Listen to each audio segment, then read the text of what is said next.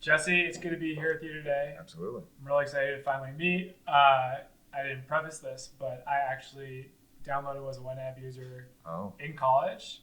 I graduated in 2011. I had no idea how to budget. There was actually a 1 unit budgeting class for undergrads at Stanford, and yes. somebody mentioned YNAB in the class. And so I couldn't even build a spreadsheet at the time, but I'm a longtime fan, a longtime user, and I'm just really excited to meet today. Yeah, absolutely. Thanks for having me. Um, Speaking as somebody who is also a broke college kid one time and needed this tool and was trying to figure out a way to budget more effectively, I'm curious, what was the straw that broke the camel's back that made you decide to actually start to build YNAB? Yeah, I mean, it was that. It was the fact that I was a broke college kid, and we had literally just taken a class where they taught us what a spreadsheet was and how to use it, and I remember thinking, oh, that's pretty useful. And my wife and I got married very young, and we were making just student wages part time and trying to get through school, and so it was just super important for us to be careful with our money. I didn't realize at the time that I was kind of developing like a philosophy on how one should think about their money. For us, for a while, it was just like make ends meet and eke by, and then my plan was to ride off into the sunset as a CPA. Luckily that didn't work, but that was it. So yeah, that was. I mean, it was just born purely from a personal need. But at the end of the day, now, I mean, basically anyone that spends money, we want to get into their head a little bit. We want to help them figure out how to spend it well. That might be the first time that the sentence "right off into the sunset" as a CPA has ever been Yes, said. yeah, and probably the last too. Yeah. Well, okay, so you talk about the philosophy of budgeting, and there's something called the YNAB method. Yeah. Could you go into a little detail there? Yeah, I mean, it's 4 rules, and the first rule is to give every dollar a job. People need to, if they want to spend well, they need to recognize that when they spend over here, they can't spend over here. And slick marketing and really fast borrowing mechanisms and all these things that the market builds, they do it to kind of make the end consumer feel like they can spend that same dollar in many places. And I don't know if you've ever had the experience, like maybe a tax refund is coming your way, and people can like mentally spend it 3 or 4 or 5 different ways. So giving every dollar a job means you start to feel the trade-offs of what your choices are. And then you couple that with our second rule where we say you embrace your true expenses. And that just means you look ahead to larger, less frequent spending, whether it's a property tax bill that's due that's not very fun. Your HVAC unit's going to go out probably like a week after warranty. That happened to me. Or maybe you're going to go on a vacation, and so like it's really fun things, or it's just kind of ho-hum like adult types of spending moments with bills. But what you do is you bring the future into the present, and you're now considering not just what do I want my money to do now, but like what do I want it to do now as it relates to future me. And you're starting to have more context. And every person we've ever helped, when you give them these first 2 rules, they start to make really good decisions. Like they don't wake up and say like, I'd really like to make sure I'm on the side of a road and I can't afford my car to be repaired. Like no one's making that choice. But without the context, they are regularly choosing to kind of forego the future, and it's a stressful situation they put themselves in. So it's stressful for people to spend money and then second guess, like, can I afford this? Is this okay? Am I setting myself up for some kind of pain later? And we really eliminate that second guessing. Our third rule, it's hard for me to say them fast, Nick, but our third rule is to roll with the punches. That means you set up this plan just like a football coach who studies film and works with the team and spends a week prepping for a game. Like they've poured all this effort and energy into setting up this perfect plan. And then as soon as the game starts, the coach knows everything starts to change and you're flexible. And so we often say like we want to bend but not break. And people need to know like you set up the plan, it's your plan. It stays your plan and you can change. And our fourth rule, it's called aging your money. And it's the idea that you must let money sit in the system for a little bit in your system. So it comes into your bank account. That dollar that we measure in the software, but just conceptually, that dollar should sit for 30, 40, 50 days just to make sure that you aren't living right on the edge financially. Living on the edge financially is stressful. If you're wondering why in your relationship that otherwise is super loving and awesome, when you talk about money, it's nothing can be like neutral. Everything's kind of charged. It's most often the time or the situation where people are living on the edge financially. So I can't just be like, oh, you bought something at Target. I noticed a new watch or something. You'd be like, what are you saying? Like, are you saying like all these implications come in, and I might have literally just meant, oh, nice watch, but it carries with it all this extra emotion because people live on the edge. And so we get them to step away from that edge. You sleep better, relationships are better, your decision making is better. With those 4 rules, we can transform it for people. I remember that feeling when, I'd be budgeting for every 15 days because that's when my paycheck came out. And I'd get my paycheck and say, okay, well, look, I can spend negative $500 for the next 2 weeks. What happened? And it's because I think, like you said in Rule 4, these impulse purchases, we don't kind of account for them. Mm-hmm. And so they end up messing with our budget. And for, we have 130,000 subscribers now this week in FinTech. And so I think everybody who's going to be watching this knows more about FinTech than I do. But for people who haven't run into YNAB in the wild before, it originally stood for You Need a Budget, right? Yeah. I'm not sure if it still does. We hate the word budget. Honestly, like when we came out, we're like, hey, everyone needs a budget. It felt great. And then we realized we weren't teaching people to budget. And what the stories, like the transformations that were happening from our users, what they were writing back to us, they weren't writing back things that felt like budgeting. Mm-hmm. They were writing things like, I quit smoking after 20 years. You saved my marriage. We go to Disney every quarter. I personally would never do that, but I would never judge someone for it. Everyone's like expressing themselves in their like most unique spending. And we were like, God, this is not budgeting. So we spent probably 3 years trying to change the definition of the word. And it turns out you can't do that very easily. So now we go by YNAB.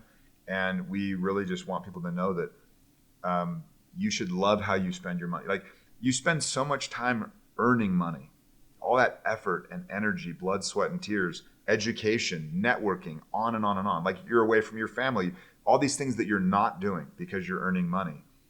And it's fantastic. Like it's a good thing. But then people don't take that same intention, like that thread of intention, and pull it all the way through to how they spend that hard-earned money.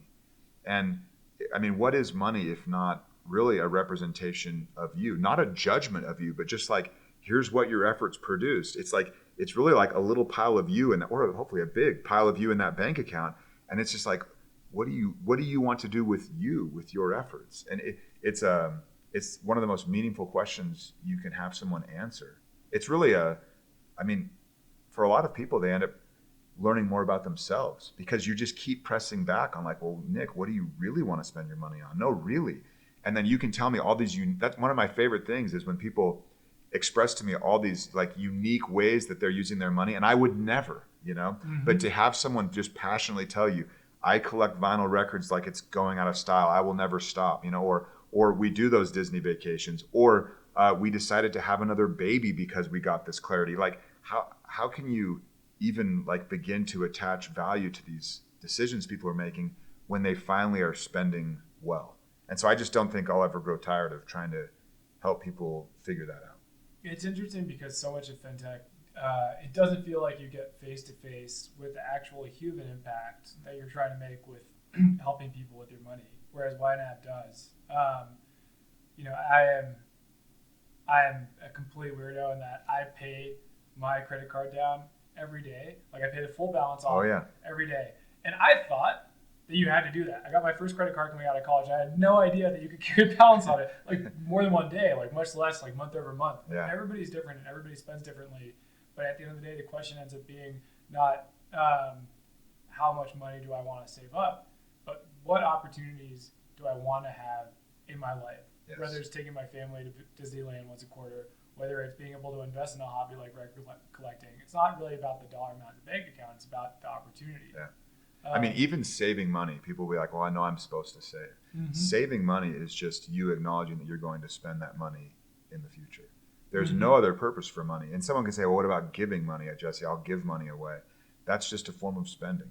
You're just spending it on a charity. One might even say you're spending it on the good feeling you get giving to a charity.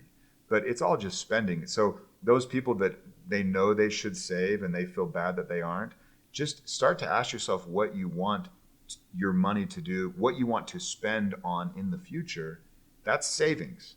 And that's what it's there for. Like, money is literally meant to be spent. That is its sole purpose. Yeah, I mean,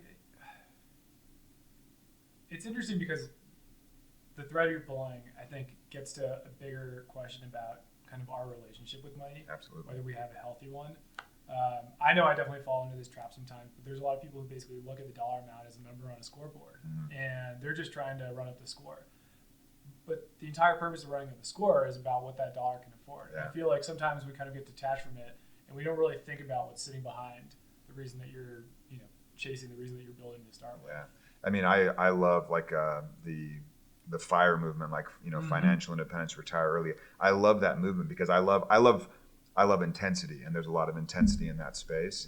But the one thing I would say is, if someone is focused on that scoreboard, that it's a form of procrastination potentially, where they haven't quite figured out what their end goal is. They know that the end goal is like some amount, and so they can kind of be free.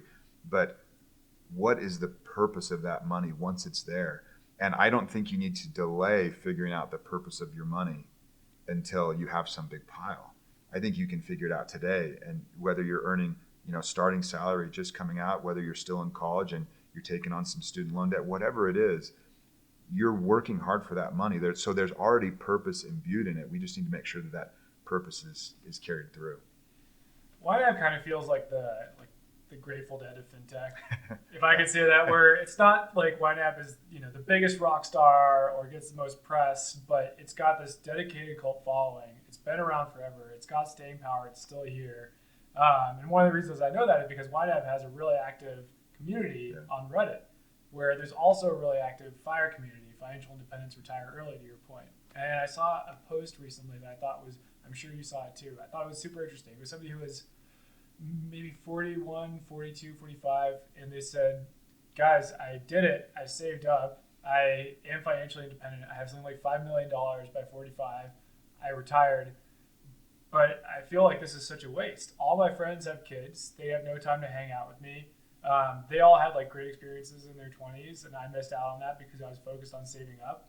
And I don't really know what to do now that I have this $5 million, which I think kind of gets to your point, that at the end of the day, the reason you're using YNAB is because it ties back into what you're trying to do with your life. Yeah, I mean, you really need to figure out how you're going to spend that money. And that person that now has $5 million, I mean, they'll be able to figure it out. It just means that there's some work, like some self work, like what do I want to do with this precious resource that I've accumulated? And the amount, like whether you make $500,000 a year or $50,000 a year, both of those people can be completely and totally second guessing their spending decisions. And that stress, and it's funny to say when you're like, God, the guy making $500,000, I mean, come on, how can you be stressing? But you can do it. I've talked to way too many people that look back on their younger self that's 10 years younger, and they're like, if I would have known I was making this much money as I am now and I'm still just as stressed, that 25-year-old would be very disappointed in this situation.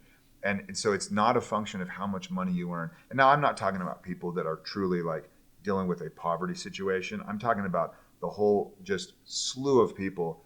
They're doing fine. They actually feel in their heart like, I should be doing better. All we try and do is eliminate that second guessing. Like, what should I be spending my money on is almost an existential question, really, because you spend so much time earning it. You've proven to yourself that it's valuable enough to seek. And then there's dissonance because you haven't proven to yourself yet that you know how to spend that valuable thing. And when we can marry those two, that's why we have the cult following, because we've eliminated that dissonance, that kind of low hum of like stress that's just always there for people.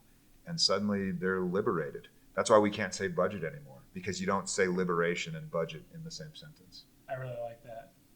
And so you started YNAB when you and your wife were in college. Yeah. I was reading up, and I think I saw a typo. It said you and your wife have 7 kids? We do have 7 kids. Wow. Yeah. Not all at once, though. Like you take them one at a time.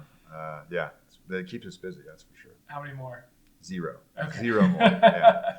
7 kids is a lot of opportunity for budgeting. Yeah, absolutely. So congratulations. Yeah. I mean, it's fun to watch the kids. I mean, we talk about money. We talk about how they want to spend their money, and they're super good at it. Like somewhere along the way, we lose our ability to imagine like what money can do for us. Kids totally do it. Like they have it. They do it fantastically well, and they get really focused on it. Like they don't spread their money out over 19 different things. They're just like, I want that $100 Lego set. Like, let's make it happen. They imagine, they don't have baggage like we adults somehow have somewhere along the way. And then, all along the way, those kids in grade school, it's like, make sure you get a good job so you can get into a good college, so you can get into a good major, so you can, on and on, all so you can earn money. And then you have people that say, like, I'm not good with money. Some neurosurgeon that makes $750,000 a year. Oh, I'm not good with money. Like, I just don't buy it. Yeah, I mean, it seems like any level that you get to in your personal finances, there's always somebody there who's willing to sell you something that you need. It feels like a little bit of a sucker tax, but at every single level, there's a different category of purchase that you can make, and somebody's going to start marketing to you really effectively, whether you're making $50,000 a year, $500,000 a year, $5 million a year, and your ability to realize your life opportunities and hit your goals is partly dependent on your ability to say, hey, like I actually have the self-control to say no. Yeah. That's not something that's for me. Yeah. I would just spin it slightly and just define where you say yes. Yeah. Rather than where you say no. I remember getting my first job in high school and going out to buy Santana Moss jersey, and an official football jersey, it's like $120 or something. Yeah, big time. I mean, I remember just thinking, like, this is incredible. Like, I can do anything now if I can go out and make this purchase for myself. But it was a big moment because I was like, wow, what a difference it makes, like, actually working and having, the ability to dictate what you can do with what you were able to earn through working. How old are your kids? What's the range? Age from 20 down to 4. Yeah, it's quite a range. Awesome. Yeah. Well, I appreciate you having this conversation. I'm sure you're a busy guy. I mean, they do keep us busy, but I run away sometimes and find my solitude. You have to, but it certainly keeps life interesting. And if everything else goes away and I'm just left with those kids, like that's a good end result. It's an awesome perspective to have. And I saw you do a lot of woodworking too. I do. I'm a pretty poor woodworker. Yeah, really quite poor actually. Like I have no instincts that serve me in woodworking. But what's the last thing you built? I built. I was learning how to use this little handheld kind of CNC router called a shaper, and so I built this sign with one of my daughters. It was kind of a little dad date, and so we just routed out that thing like crazy. And she thought it was pretty cool, and I wanted to learn how to use the tool, so it was kind of a twofer. But I haven't done anything for a while. Work's been busy in a good way, so I probably haven't spent material time in there for 6 months or so. But it's so anti. It's like analog versus digital. It's slow. Like you can't have a fast result. You have to measure, for me, 5 times before you cut. And so there's something about how it's so opposite of my instincts that I like. I'm the same way. My wife comes from a family of engineers, so I've learned to measure more times before I cut now. But I know what you mean. You get to actually, for the first time, work on something and just kind of see the results. I used to, when I was in high school, do construction for a summer. And there's something that's deeply satisfying about that in a way that professional services, which is satisfying for a lot of other reasons, isn't, because you get to actually see the product work over every day. And it's similar to, I won't call it budgeting, but to what you do with savings too, where it's a game of inches. You take small steps, but you get to look back and say, okay, actually we're making progress. Absolutely, yeah. And it's important people recognize you need to look back to where you started and then where you are now, and measure that improvement. Don't look at where you are and then where you want to be. That's kind of a recipe for disappointment. So speaking of progress, YNAB's been around for 20 years now. I have seen maybe 100 plus budgeting, personal financial management, financial health, financial advice apps rise and fall in those 20 years. But you all still have the big cult following, still have a lot of users. I'm curious, what's changed in those 20 years from everything that you've seen? Yeah, well, the iPhone came out, and then somewhere along the way, this AI thing just moved in on us like crazy. So that who knows what's going to happen there. Everything moved to the cloud, somewhere along the way. And so you have all these tech shifts that have happened, even some regulatory stuff that's started to happen that, who would have thought. But along the way, we've never lost sight of the fact that we're teaching people how to think about their money. And then the tech is just there to serve the thinking. And so tech is fantastic. I love tech. I can geek out about it. I enjoy all the new stuff, but it has to serve the person's ability to kind of absorb and implement the method. And if they do that, then they have all of the context they need in the moment they need it to spend well.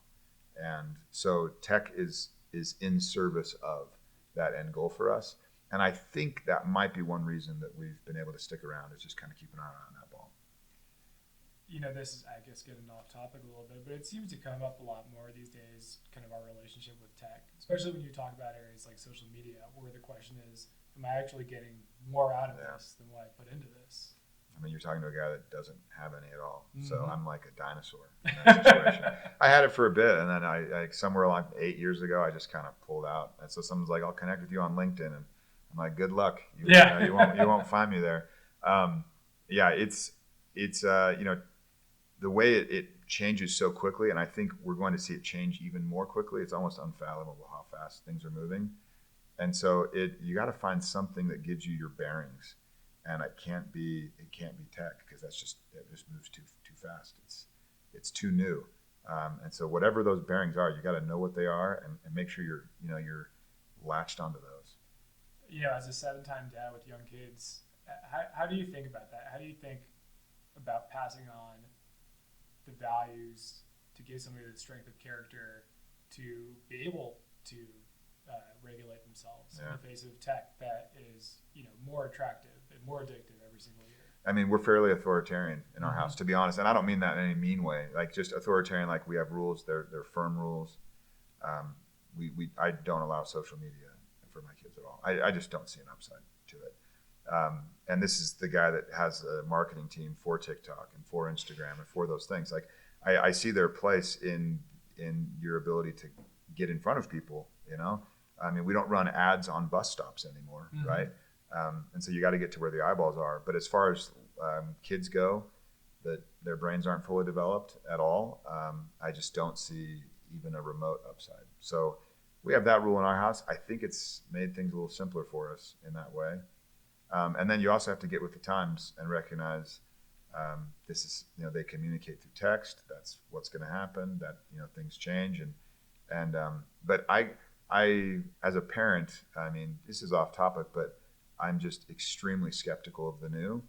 And it's just like, well, let's have a decade to kind of let that thing play out, and then I'll see what I think about it. But my default stance is, no, I don't like that thing for my kids. And then when they're older, they go to college and they come home and they tell you they averaged 5 hours of phone time because they were playing Brawl Stars. You're like, well, how are your grades? But they don't come and say that. They come and, I mean, they're basically like, and I need to fix that. You're like, yes, you do. And they know it. And so you're starting to see, hopefully, the habits that we built over years pay off. And they have friends who don't think they need to fix it. They have friends logging probably like 10 hours on there. Right? Like, this is normal. Because all my friends do it. It's interesting. It's so interesting to hear this perspective from somebody who is technically a tech founder, because I feel like in tech as a space, there's so much embrace of the new. And whenever there's a new product, it's like, okay, let's try this out. Let's see if we can move all of our activity to this new thing. And then that cycle kind of perpetuates. But I feel like the perspective I'm hearing from you is a new product comes out. Okay, show me why I should use this. What problem does it solve? How do I think about this relative to what I'm already using? And what there's an analogy that I think of. I live in New York, and the subway's falling apart. But they built a station a couple of years ago with new tiles, and these tiles have been developed in a way that it was supposed to be super water resistant, easy to clean, stain resistant, and just wouldn't need as much maintenance. And the original subway stations were built with tiles whose manufacturing hasn't changed in substance a lot from the Roman Empire. Right. Like just original clay tiles. And these new tiles, to just really stretch out this analogy, broke in the first summer because they were built perfectly for water resistance, but they hadn't tested their resistance to heat. A hot New York summer ended up breaking a lot of the tiles, and they ended up replacing it. And that, to me, sounds a little bit like what you're talking about, where basically you know what solutions you've used so far. Yeah. It doesn't mean that implementing a new solution or a new product is wrong, but you really have to take the time to vet whether it's appropriate to basically rip out and replace.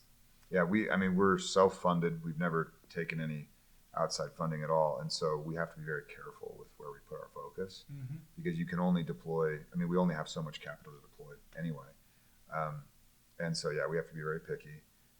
We often say we don't like to be first to the party. You just don't know how the party's going to go, and so we've tried. We've experimented and dabbled, but it's very much like in the tech world, spikes basically, like just see what happens. And it might be that we just can't afford to spread our focus. And had we more capital to deploy, maybe you would see me trying and dabbling in other things. But given the constraint that we have, it's where we've landed. And so far, it's served us well. You'd be a fool to make any predictions about what's going to happen going forward. AI is one of them where we were kind of saying, "Gosh, what do we need to think about?"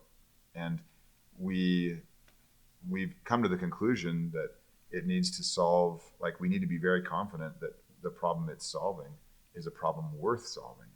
And we found a few instances where we thought, wow, that would have taken us 2 years, and instead it took us 4 months. But it's just one of those things where it's like, make sure that you're solving the problem the customer needs you to solve, and not just creating something for its own sake. Being hungry forces you to be focused. Yeah.